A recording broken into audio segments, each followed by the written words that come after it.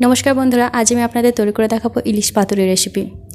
बर्षाकाल पड़े गेছে और এই সিজনে বাজারে खूब भालो इलिश माछ पाওয়া যাচ্ছে और गरम गरम भातेर साथे इलिश पातुरी खेते किन्तु सकले भीषण पसंद करे। तो चलुन देखि निই आजकेर रेसिपिटा।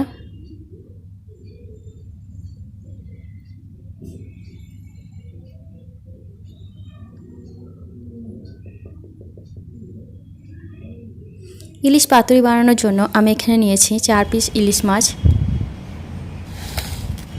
এখন আমি একটা মশলা বানিয়ে নিচ্ছি, তার জন্য দিয়ে দিচ্ছি আমি আগে থেকে ভিজিয়ে রেখেছিলাম 1 টেবিল স্পুন সাদা সরষে আর 1 টেবিল স্পুন কালো সরষে, সেটা মিক্সিং জারে দিয়ে দিলাম।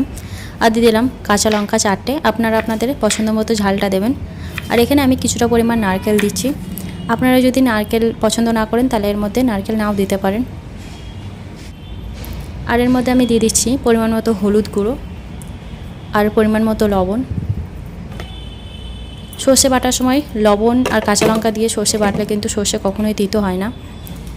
এটা আমি অল্প জল দিয়ে একটা ফাইন পেস্ট বানিয়ে নিয়েছি। এখন আমি এর মধ্যে দিয়ে দিচ্ছি 2 টেবিল স্পুন ফ্যাটানো টক দই। আর এর মধ্যে আমি দিয়ে দেবো 1 টেবিল স্পুন সর্ষের তেল। সব কিছু খুব ভালো করে আরেকবার আমি মিশিয়ে নিচ্ছি। আর এখন এই পেস্টটা আমি ইলিশ মাছের মধ্যে দিয়ে দিচ্ছি।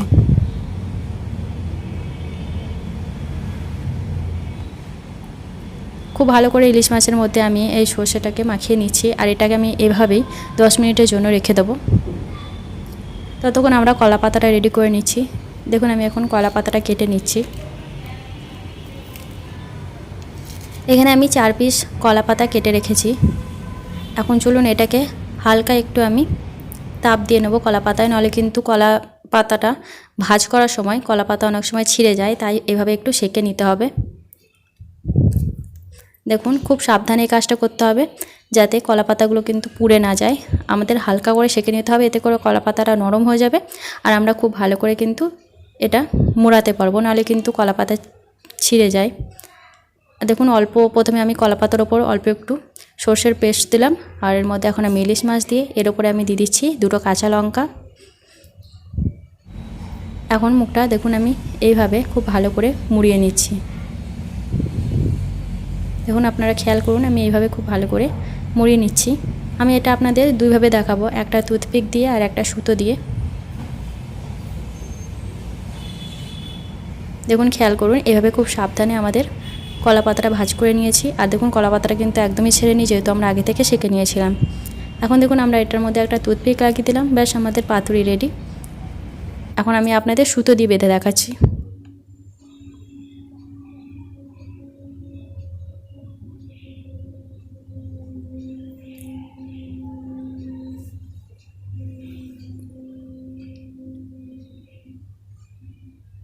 এইভাবে আমি 4টে পাতুরি রেডি করে নিচ্ছি।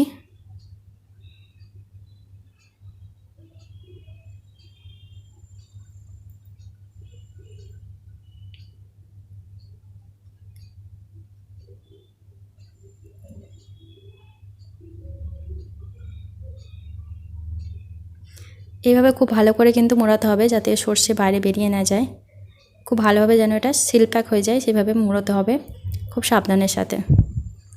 তো চলুন এবার আমরা পাতুরিটা রেডি করব। তার জন্য কড়াইয়ে আমি কিছুটা পরিমাণ তেল দিয়ে দিচ্ছি। এখানে আমার তেলটা একটু বেশি পড়ে গেছে, আপনারা অবশ্যই অল্প পরিমাণে তেল দেবেন যাতে কড়াইয়ের মধ্যে তেলটা খুব ভালো করে মাখানো যায়। অতটা পরিমাণ তেল দিলেই হবে।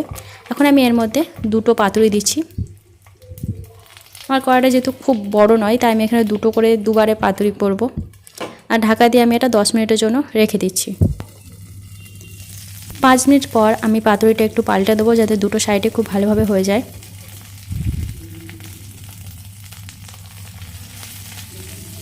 তো দেখুন লো ফ্লেমে আমি এটাকে 10 মিনিটের জন্য রান্না করে নিয়েছি।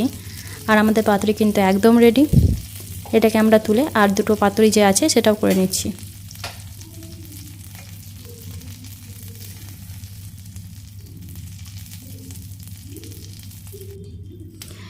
ঠিক একইভাবে আমি এই পাতুরিগুলো রেডি করে নিচ্ছি। আর দেখুন আমাদের সমস্ত পাতুরি রেডি হয়ে গেছে। এইভাবে গরম গরম ভাতের সাথে আমি গরম গরম ইলিশ পাতুরি সার্ভ করব। আজকের রেসিপিটি যদি আপনাদের ভালো লাগে আর যদি কাজে আসে তাহলে অবশ্যই একটা লাইক কমেন্ট শেয়ার করে দেবেন। আর আমার চ্যানেল যদি নতুন বন্ধু হয়ে থাকেন তাহলে প্লিজ চ্যানেলটা সাবস্ক্রাইব করে আমার পাশে থাকবেন। আর অবশ্যই কিন্তু এইভাবে ইলিশ পাতুরি বানিয়ে বাড়িতে এনজয় করবেন। আজকের মতন বাই, আবার চলে আসবো নতুন কোনো রেসিপি নিয়ে। ততক্ষণ সবাই খুব ভালো থাকবেন।